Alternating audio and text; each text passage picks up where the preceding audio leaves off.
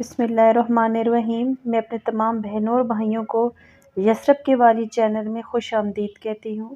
آپ سب سے گزارش ہے کہ ایک بار درود ابراہیمی پڑھ لیں۔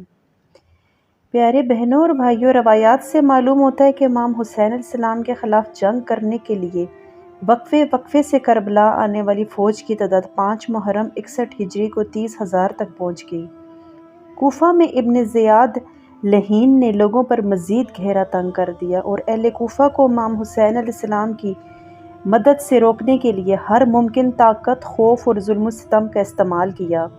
ابن زیاد کے سپاہی گروہوں کی شکل میں پورے شہر میں گشت کر کے لوگوں کو امام حسین علیہ السلام کی مدد سے روکنے کے لیے دھمکاتے رہے اور لوگوں کو ابن سعد کی فوج میں شامل ہونے کی ترغیب دیتے رہے۔ ابن زیاد نے لوگوں کی نگرانی کرنے کے لیے اونچی جگہوں پر اپنے سپاہیوں کو کھڑا کیا ہوا تھا، جو ہر آنے جانے والے پر نظر رکھے ہوئے تھے اور ان سے پوچھ گچھ کر رہے تھے۔ 5 محرم تک کربلا میں ابن سعد کے زیر قیادت فوج کی تعداد اور سواروں اور پیادوں سمیت 30,000 تک پہنچ گئی تھی، جبکہ دوسری طرف امام حسین علیہ السلام کے ساتھیوں میں حق پر مزید ڈٹے رہنے کا جو ارادہ عزم تھا، مزید پختہ ہو رہا تھا۔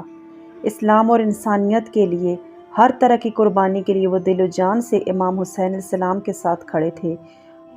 وہ امام حسین علیہ السلام کے لیے اپنی جانیں قربان کرنے کے لیے دل و جان سے تیار تھے۔